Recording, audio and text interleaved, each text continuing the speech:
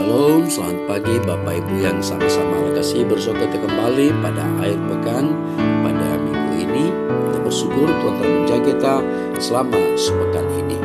Karena itu mensyukuri penyertaan Tuhan, kita rindu untuk disapa oleh sabda-Nya. Mari berdoa.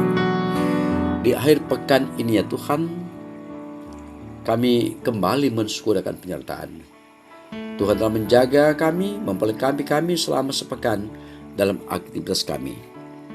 Dan kami tak merindu untuk mendengarkan sabda-Mu sebagai penuntun bagi kami dalam menjalani kehidupan yang Allah anugerahkan.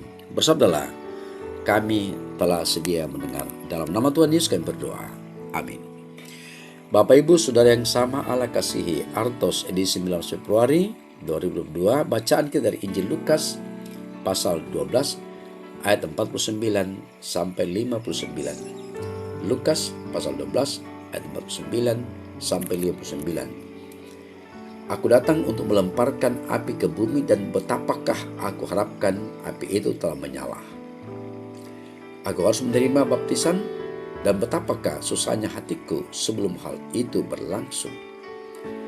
Kau menyangka bahwa aku datang untuk membawa damai di atas bumi. Bukan, kataku kepadamu, bukan damai, melainkan pertentangan. Karena mulai dari sekarang akan ada pertentangan antara 5 orang di dalam satu rumah. 3 melawan 2, dan 2 melawan 3.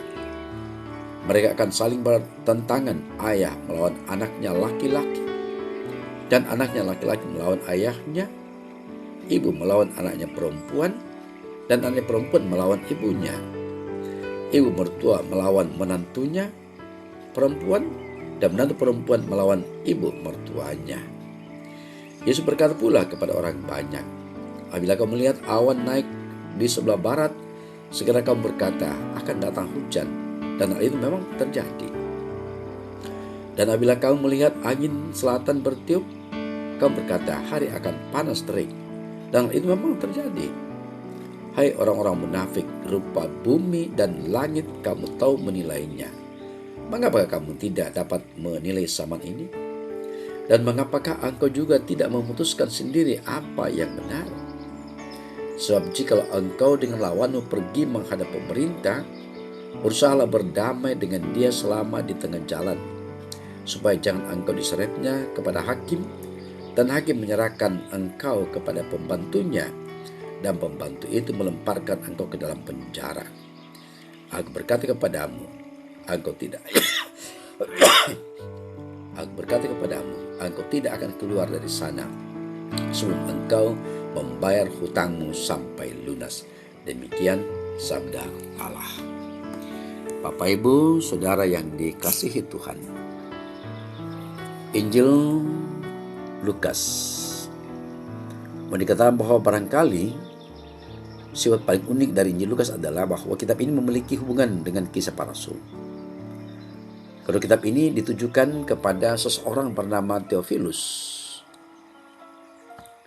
Nama ini berarti kekasih Allah. Dan Theophilus memang seorang Romawi yang terpandang. Dalam Injil ini, Lukas rupanya ingin menunjukkan kepada Theophilus dan warga Romawi lain seperti dirinya kebenaran tentang Yesus dan pelayanannya, dan mereka yang sudah menjadi pengikut-pengikutnya. Injil Lukas memberi kita gambaran paling lengkap tentang kehidupan Yesus. Itu adalah satu-satunya Injil yang mengisahkan kepada kita hal berbeda tentang kelahiran Yesus. Kita juga belajar hanya dalam Injil Lukas lah Yesus sadar tentang misi uniknya sebagai anak Allah ketika dia berusia 12 tahun.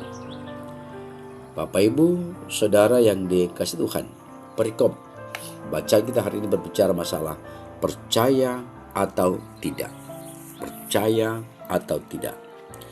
Ketika kita melihat awan gelap mulai bergerak, berarak, maka dengan mudah kita menyimpulkan bahwa hujan akan segera tiba. Menurut Yesus, mengambil kesimpulan bahwa Yesus adalah Mesias juga merupakan hal mudah bila orang mau melihat berbagai perbuatan kemesiasannya. Sama mudahnya seperti ketika orang melihat tanda-tanda cuaca dan kemudian menyimpulkan bahwa hari akan terang atau malah akan turun hujan. Tetapi tetap saja banyak orang tidak mau atau tidak berani mengakui bahwa Yesus adalah Mesias. Padahal sebagai orang-orang yang hidup pada zaman Yesus, mereka telah menyaksikan dengan mata kepala sendiri tanda-tanda ajaib yang dia lakukan, yang membuktikan kemesiasannya. Ini bisa terjadi karena mereka ikut-ikutan pendapat pemimpin agama mereka tentang Yesus. Padahal seharusnya mereka bisa mengambil kesimpulan sendiri tentang Yesus dan memutuskan bagaimana sikap mereka sebenarnya terhadap Dia yang mereka kenal secara pribadi. Karena bagaimanapun tiap orang akan diminta pertanggungjawaban tentang hal itu. Berdasarkan hal itulah akan terjadi pemisahan yang membuat manusia terbagi ke dalam kelompok orang percaya dan yang tidak percaya. Bahkan dalam satu keluarga pun bisa saja terjadi pemisahan. Dan dampak lanjut dari pemisahan itu adalah kemarahan Allah yang akan menimpa mereka yang tidak percaya pada Kristus. Bapak Ibu Saudara yang dikasihi Tuhan, kita yang hidup pada masa kini tidak lagi secara langsung melihat karya Yesus. Tetapi semua kisah itu dapat kita lihat melalui kesaksian Alkitab. Melalui Alkitab pula kita melihat bagaimana Tuhan menyatakan diri dan kebenarannya. Maka setiap kita bertanggung jawab untuk memutuskan sikap kita pada Dia. Karena itu belajarlah firman Tuhan dengan seksama. Niscaya Roh Kudus akan mengajar kita hingga sampai pada kesimpulan dan keputusan yang benar. Dan camkan, Allah akan menyatakan kebenaran kepada setiap orang yang mencarinya. Terpuji Yesus Kristus Tuhan kekal selamanya. Amin. Mari berdoa. Bapa Surgawi, Allah yang kami sapa dalam Yesus Tuhan, lewat sabda pada hari ini kembali kami ditegaskan keyakinan bahwa Yesus adalah Mesias yang dijanjikan jauh sebelumnya, telah hadir di bumi ini dalam bentuk manusia dan telah memperlihatkan dan menyelesaikan tanggung jawabnya.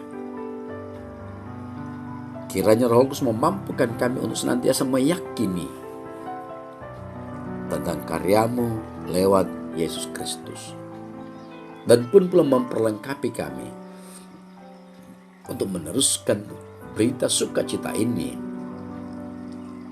bahwa Yesus adalah Mesias yang dijanjikan, yang memerintah, yang menyelamatkan. Bapa di surga, kami percaya Roh Kudus tetap menuntun membimbing kami untuk hadir di tengah umat Allah dalam pergumulan mereka, dalam kerja mereka, dalam setiap permasalahan mereka, bahwa Roh Kudus akan mengokohkan, mengingatkan. Yesus tidak pernah membiarkan. Bapa di surga, kami berdoa untuk segenap umat-Mu dalam kehidupan mereka masing-masing. Sepanjang pekan ini dalam pergumulan mereka, Tuhan pulihkan, kuatkan mereka, angkat mereka.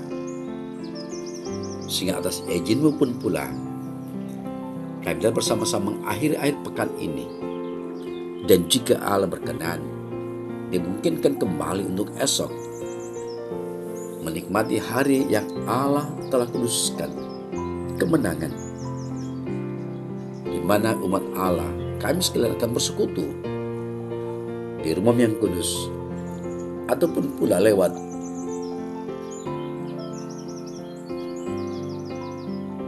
situasi yang ada saat ini, lewat live streaming dan berbagai hal yang dapat mempertautkan kami dalam ibadah pada masa-masa pandemi COVID-19 ini.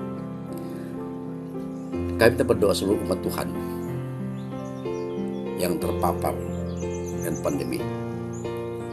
Kami berdoa segenap tenaga kesehatan, anak-anak Allah, Kau keteguhkan mereka, sehingga mereka tetap yakin bahwa Allah pakai mereka untuk meneruskan penanganan COVID-19, sehingga bangsa ini, dunia ini terlepas dari situ, dan kami akan hidup sebagaimana seharusnya. Ini doa kami Allah, pengharapan kami, syukur kami dengarkanlah, karena semuanya kami alaskan dalam nama Yesus Tuhan kami hidup. Amin. Bapak Ibu, demikianlah kita pada hari ini, percaya atau tidak. Itu tema akhir pekan kita hari ini. Mari siapkan hati kita, jalani pekan ini, akhir pekan ini, dan siapkan hati kita untuk esok. Jika berkenan, kita akan ke rumah yang kudus bersama-sama memuji, memuliakan nama Allah. Selamat pagi, salam sejahtera. Tetap jaga protokol kesehatan, memakai masker, mencuci tangan, dan menjaga jarak. Selamat pagi, salam sehat senantiasa.